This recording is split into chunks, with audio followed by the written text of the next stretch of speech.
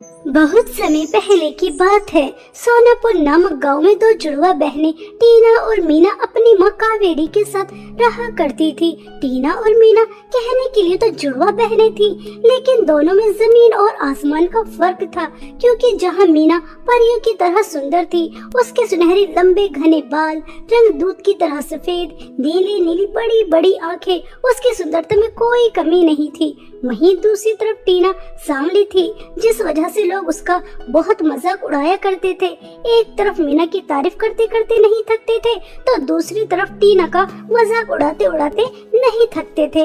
ऐसे ही एक दिन दोनों बहनें पड़ोस में सरिता आंटी की बेटी के बर्थडे पार्टी में जाती हैं। वहां जाने के बाद टीना को देखते ही सब उसके ऊपर हंसने लगते हैं और आपस में बातें करने लगते हैं। सरिता बहन, यह कावेरी की दोनों जुड़वा बेटियां हैं ना, टीना और मीना। देखो तो कहने के लिए जुड़वा, लेकिन दोनों में कितना ज्यादा फर्क है। एक कितनी ज्यादा सुंदर तो दूसरी कितनी ज्यादा बदसूरत, काली कलूटी, एक उजाला तो दूसरी काली रात, अंधेरा ही हो जाए। औरतें हो लड़कियां हो, सब टीना को देखकर उसका बहुत मजाक उड़ा रहे थे, उसके ऊपर हंस रहे थे। तभी मीना के पास सरिता की बेटी सोनी आती है और वह मीना से कहती है, अरे यार मीना, तुझे भी क्या जरूरत थी इस काली कलूटी को यहाँ पर लेकर आने की। पूरी पार्टी में ग्रहण लगा दिया, मनहूसियत से फैला दी। मैं तो सिर्फ तुझसे दोस्ती रखती हूँ, तेरी इस काली कलूटी बहन से नहीं। यहाँ पर क्यों लेकर आई है मेरे जन्मदिन पार्टी में? यार इसे यहाँ से भगा दे, मुझे काले लोग बिल्कुल भी पसंद नहीं है, ये तो तुझे पता है ना।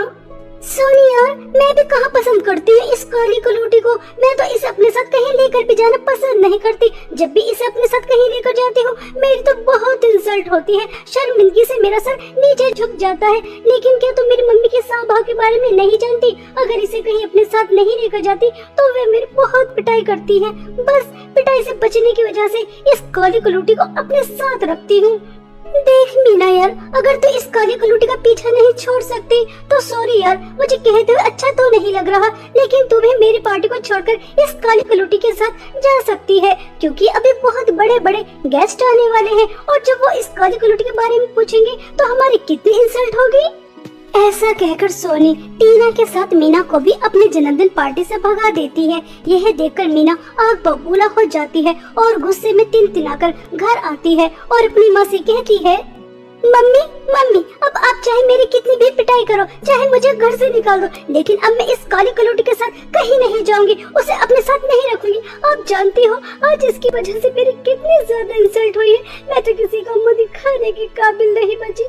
सोनी ने मुझे अपनी पार्टी से सबके सामने धक्के मार के निकाला है, सिर्फ इस काली कलूटी की वजह से। वो मेरी कितनी अच्छी दोस्त थी, अगर आप मुझे इसके साथ वहाँ नहीं भेजती तो मेरी इतनी इंसल्ट नहीं होती। मम्मी, आपको क्या मिलता है मेरी इंसल्ट कराने में? मीना, इन सब में तो मुझे तुम्हारी इंसल्ट होते हुए कहीं भी नजर नहीं आ रही। पार्टी में सब औरतें तुम्हें देखकर कितना ज्यादा खुश हो रही थी, तुम्हारी कितनी तारीफ कर रही थी, तुम्हारे सुंदर बालों की, तुम्हारी नीली नीली आंखों की। अगर किसी की इंसल्ट हो रही थी तो वो सिर्फ मैं थी। सब मुझे काली कलूटी, अमावस की रात, काली बंदरिया, पता नहीं किस किस नाम से पुकार रहे थे। और मीना, तुम जानती हो, जब वह सब लड़कियां, औरतें मेरे रंग रूप का मजाक उड़ा रही थी तो मुझे कैसा लग रहा था? तुम जानती हो, जैसे कि मेरा कोई अस्तित्व ही ना हो। क्या सुंदरता ही सब कुछ होती है? लोगों को दूसरों के अंदर कमियां निकालकर, उन्हें नीचा दिखाकर आखिर मिलता क्या है? हाँ टीना की बच्ची काली कलूटी, सुंदरता ही सब कुछ होती है। सुंदर लोग ही सबको पसंद आते हैं, बस सूरत लोग किसी को पसंद नहीं आते। मीना, तुम गलत हो। इंसान की सुंदरता ही सब कुछ नहीं होती, इंसान का दिल भी अच्छा होना चाहिए। अगर वह दिल से काला है तो उसकी सुंदरता किसी काम की नहीं। मैं अपनी टीना बेटी का दिल बहुत अच्छी तरह से जानती हूँ। मेरी बेटी बहुत सुंदर है क्योंकि उसका दिल बहुत ज्यादा सुंदर है, हमेशा दूसरों की मदद करती है, कभी किसी का दिल नहीं दुखाती। और मीना, जितनी जल्दी हो सके तुम भी इस बात को समझ लो कि सुंदरता ही सब कुछ नहीं होती। समझ आ रही है? चलो हाथ मुंह धो लो, मैं खाना लगा देती हूँ। ऐसा कहकर कावेरी वहाँ से चली जाती है और ऐसे ही समय बीत रहा था। और एक दिन कावेरी के पास उसकी बहन का फोन आता है। तभी वह दौड़ी दौड़ी अपनी दोनों बेटियों के पास आती है और उनसे कहती है, तुम दोनों समय पर तैयार रहना। अभी जमुना दीदी का फोन आया था, वह बता रही थी इतने सालों से जो राजमहल बंद था, अब उसकी रानी विदेश से अपने बेटे के साथ वापस आ रही है और वह बहुत बड़ी पार्टी भी दे रही है। उन्होंने सभी को इनवाइट किया है, शाम को जाना है, अच्छे से तैयार हो जाना, ठीक है? ऐसा कहकर कावेरी वहाँ से चली जाती है और दोनों बहनें शाम की पार्टी के लिए तैयार होने के लिए अपने रूम में जाती हैं। तभी हंसते हुए मीना टीना से कहती है काली कलूटी, काली बदरिया, एक बार तो अपनी शक्ल आईने में तो देख। यह रेड लिपस्टिक लगाकर तो कितनी ज्यादा बदसूरत लग रही है, और वैसे भी तो कितनी भी अच्छी लिपस्टिक लगा ले, कितने भी अच्छे से तैयार हो जा, लेकिन लगेगी तो बिल्कुल वैसी की वैसी ही जैसी है, बदसूरत की बदसूरत। मेरी तरह सुंदर नहीं हो जाएगी। अभी देख, मैंने मेकअप भी नहीं किया, लिपस्टिक भी नहीं लगाई, ड्रेसअप भी नहीं की, फिर भी कितनी ज्यादा सुंदर लग रही हूँ। वैसे भी तुझे फ्री में एक एडवाइस दूं, अगर मेरी बात माने तो। हाँ मीना, बताओ तुम मुझे क्या एडवाइस देना चाहती हो? देखिए तो तू अच्छी तरह से जानती है कि तू काली कलूटी बदसूरत है, तुझे देखना कोई पसंद नहीं करता, बल्कि तेरे ऊपर सब हंसते हैं, तेरा कितना मजाक उड़ाते हैं। अगर तू चाहती है कि पार्टी में तेरा कोई मजाक ना उड़ाए, सब तेरे ऊपर ना हंसे, तो मेरी बात मान, तो पार्टी में जाना कैंसिल कर दे। क्योंकि तूने कुछ दिन पहले देखा ही था, सोनी के बर्थडे पार्टी में सब तेरे ऊपर कितना हंस रहे थे। मैं तो बस तेरे भले के लिए कह रही हूँ, क्योंकि ये पार्टी वगैरह बदसूरत लोगों के लिए नहीं होती, सिर्फ सुंदर लोगों के लिए होती है, जैसे कि मैं सुंदर हूँ। मीना, कुछ भी कहो, लेकिन आज तुमने बिल्कुल 100% बात बिल्कुल सही कही है। मेरी वजह से तुम्हारी और माँ की बहुत इंसल्ट होगी और सब मेरा मजाक भी उड़ाएंगे, और जब सब मेरा मजाक उड़ाते हैं, मेरे ऊपर हंसते हैं, तो मेरा आत्मविश्वास बहुत कम हो जाता है, इसलिए मैं पार्टी में नहीं जाऊंगी। टीना के इतना कहते ही मीना बहुत ज्यादा खुश हो जाती है और वह बहुत अच्छे से तैयार होकर अपनी माँ के साथ पार्टी में जाने लगती है। अपनी माँ और बहन के पार्टी में जाने के बाद टीना खुद को आईने में देखकर बहुत ज्यादा फूट फूट कर रोती है। आज मैं अपने रंग रूप की वजह से इतनी बड़ी पार्टी में नहीं गई, सब वहाँ पर कितना एंजॉय कर रहे होंगे, बस मुझे छोड़कर। अगर मैं भी सुंदर होती, काली नहीं होती, तो कोई मेरा मजाक नहीं उड़ाता, मेरे ऊपर हंसता नहीं, तो कितना अच्छा होता। मगर ऐसा नहीं है, हकीकत ये नहीं है। मैं काली हूँ, सुंदर नहीं हूँ, मगर क्या मुझे ऐसी लड़कियों को जीने का कोई अधिकार नहीं? क्या मुझे पार्टी शादी में जाने का कोई अधिकार नहीं? मैं खुश नहीं रह सकती? मुझे दुखी करने में, मुझे नीचे दिखाने में आखिर दुनिया वालों को क्या मिलता है? वो मुझे खुश क्यों नहीं रहने देते? ऐसा कहकर टीना बहुत ज्यादा फूट फूट कर रो रही थी। तभी टीना को बाहर से किसी के रोने की आवाज आती है। टीना तुरंत बाहर जाकर देखती है तो एक बूढ़ी औरत रो रही थी। तभी टीना उनसे कहती है, अरे अम्मा जी, आप क्यों रो रही हैं? आखिर क्या परेशानी है?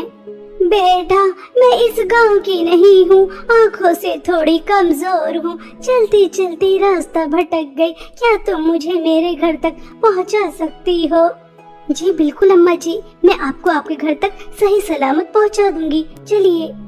ऐसा कहकर टीना उस बूढ़ी औरत के साथ चलने लगती है। तभी उसे रास्ते में एक जख्मी खरगोश मिलता है, जिसे देखकर टीना कहती है, अम्मा जी, आप थोड़ी देर के लिए यहाँ बैठ जाइए, एक खरगोश बहुत ज्यादा जख्मी है, मैं उसकी मदद कर आती हूँ।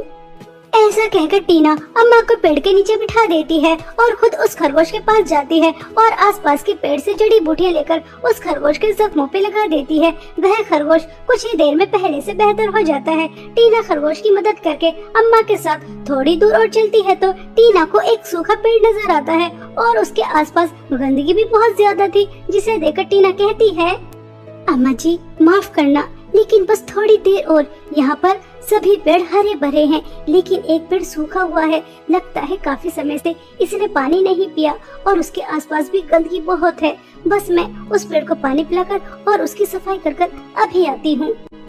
ऐसा कहकर टीना अम्मा को एक जगह पर बैठा देती है और नदी से पानी लेकर आती है और उस पेड़ को पेट भरकर पानी पिलाती है और उसके बाद उसके आसपास की सफाई भी करती है। और जैसे ही पीछे मुड़कर देखती है तो टीना की आंखें खुली की खुली रह जाती हैं, क्योंकि जो टीना के साथ अम्मा थी वह एक सुंदर परी के रूप में आ जाती हैं और वह परी टीना से कहती है, टीना तुम बहुत अच्छी हो। सच में तुम्हारा दिल तो शीशे की तरह साफ है।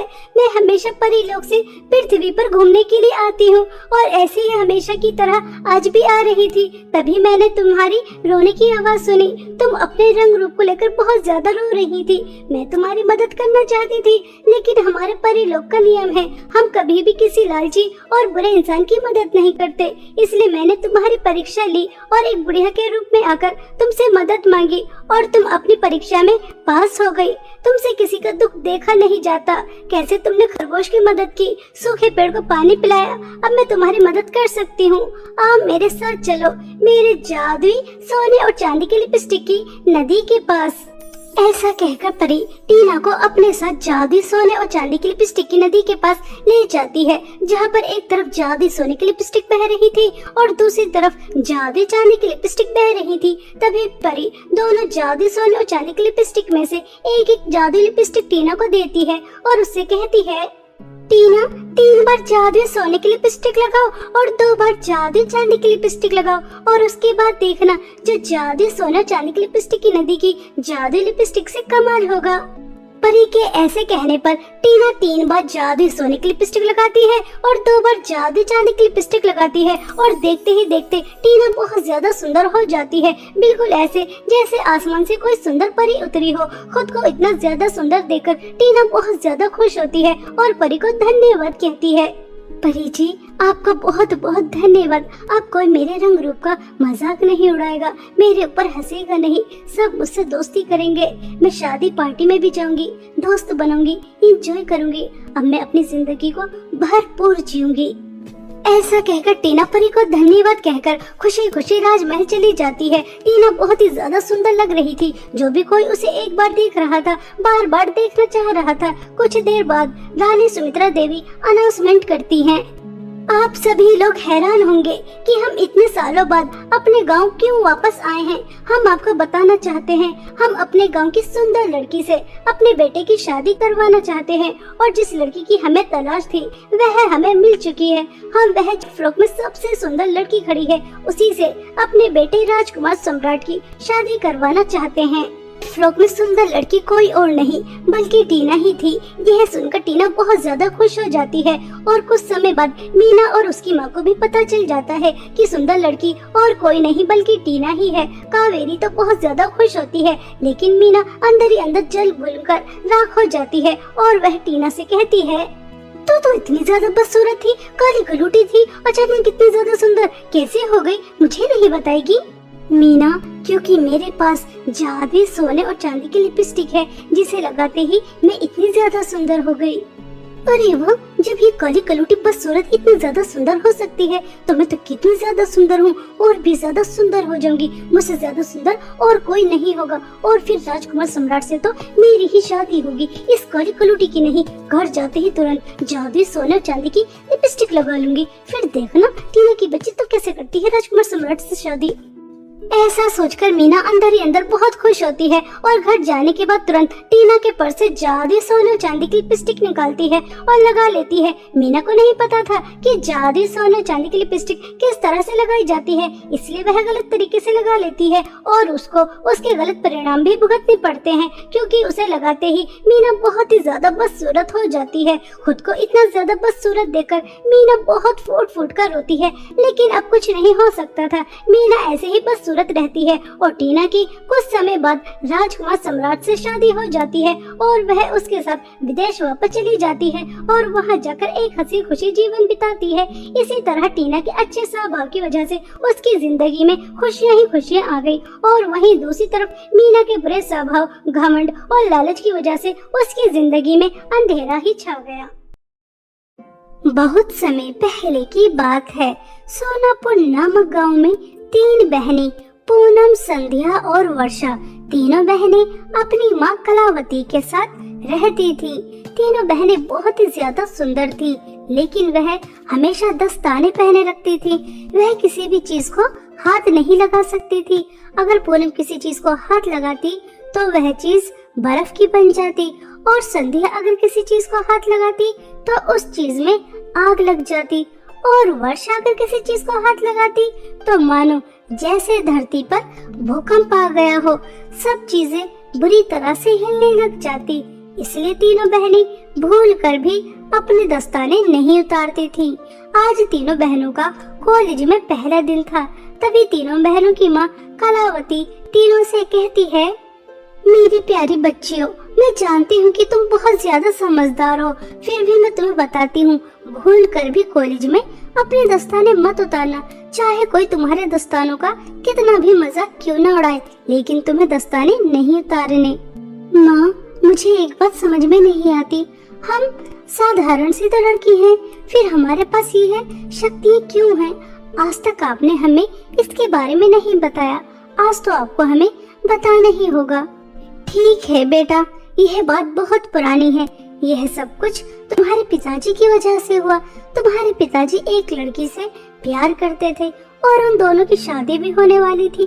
शादी वाले दिन ही तुम्हारे पिता को पता चला जिस लड़की से वह प्यार करते हैं असल में वह चुड़ैल है, जिसने सुंदर लड़की का मुखौटा पहन रखा है। तभी तुम्हारे पिताजी उस चुड़ैल को मंडप में छोड़कर भाग आए और उन्होंने मुझसे शादी कर ली।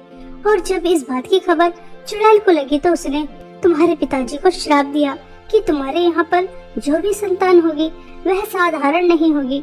उस चुड़ैल के श्राप की वजह से ही तुम तीनों किसी चीज को हाथ नहीं लगा सकती बेटा। पिताजी को ऐसा नहीं करना चाहिए था। अगर वह चुड़ैल से प्यार करते थे तो उसे शादी भी कर लेते। उनकी वजह से हमें ये श्राप तो मिला नहीं होता। हम तीनों बहनों को कितनी परेशानी होती है हम ही जानते हैं। ऐसा कहकर तीनों बहनें कॉलेज चली जाती हैं। तभी तीनों बहनों को कॉलेज की सीनियर लड़कियां देख लेती हैं और वह उनके पास जाती हैं और उनसे कहती हैं, आज तुम तीनों बहनों का इस कॉलेज में पहला दिन है और हम इस कॉलेज की सीनियर लड़कियां हैं, इसलिए तुम्हारी रैगिंग होनी तो जरूर है।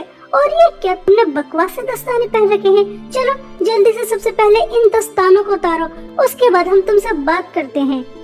सॉरी दीदी, हम यह दस्ताने नहीं उतार सकते, आप हमसे ऐसे ही बात कर लीजिए। सॉरी। काजल, आज तक मैंने तुम्हारी इतनी इंसल्ट होते नहीं देखी। ये आज ही इस कॉलेज में आई है और आज ही तुम्हारी बात नहीं मान रही। काजल, तुम्हें इन्हें सबक सिखाना चाहिए, वरना आज इनकी इतनी हिम्मत हो रही है, कल और हिम्मत हो जाएगी और उसके बाद इस कॉलेज में कोई भी तुम्हारी बात नहीं सुनेगा। हाँ हाँ दिव्या, तुम बिल्कुल सही कह रही हो और तुम बेवकूफ लड़की हो। ये जो तुमने बेवकूफी की है ना मेरी बात ना मानकर, इसकी सजा तो तुम्हें जरूर मिलेगी। पूनम, तुम इस पूरे कॉलेज के 20 चक्कर लगाओगी और संध्या तुम इस पूरे कॉलेज की सफाई करोगी। वर्षा, तुम जितने भी वॉशरूम और जितने भी टॉयलेट्स हैं उन्हें तुम साफ करोगी और यह काम 2 घंटे के अंदर अंदर हो जाना चाहिए। अगर 2 घंटे के अंदर अंदर नहीं हुआ तो तुम्हें और बड़ी पनिशमेंट मिलेगी। समझ आ रही है या फिर मैं तुम्हें अपने स्टाइल में समझाऊं? बेचारी तीनों बहनें अपने काम में लग जाती हैं। पूनम पूरे कॉलेज के 20 चक्कर लगाती है, जिसकी वजह से वह थककर नीचे गिर जाती है और संध्या पूरे कॉलेज की सफाई करती है और वर्षा बेचारी सारे टॉयलेट, सारे वॉशरूम साफ करती है। इतना सारा काम करने की वजह से तीनों बहनें बहुत ज्यादा थक जाती हैं और वह अपनी क्लास भी नहीं ले पाती और घर आ जाती हैं। अब रोज ऐसा ही होने लगा था। काजल तीनों बहनों से रोज दस्ताने उतारने के लिए कहती और तीनों बहनें मना कर देती और उसके बाद काजल उन तीनों बहनों को कड़ी से कड़ी सजा देती। एक दिन काजल दिव्या से कहती है, दिव्या, कहीं ना कहीं कुछ ना कुछ तो गड़बड़ है जो हमें दिखाई नहीं दे रही। हम इन तीनों बहनों को बड़ी से बड़ी, कठिन से कठिन सजा देते हैं, लेकिन ये तीनों बहनें अपने दस्ताने उतारती ही नहीं है, सजा के लिए तैयार हो जाती हैं। हमें कुछ तो करना होगा जिससे हमें पता चले आखिर इन दस्तानों के पीछे राज क्या है।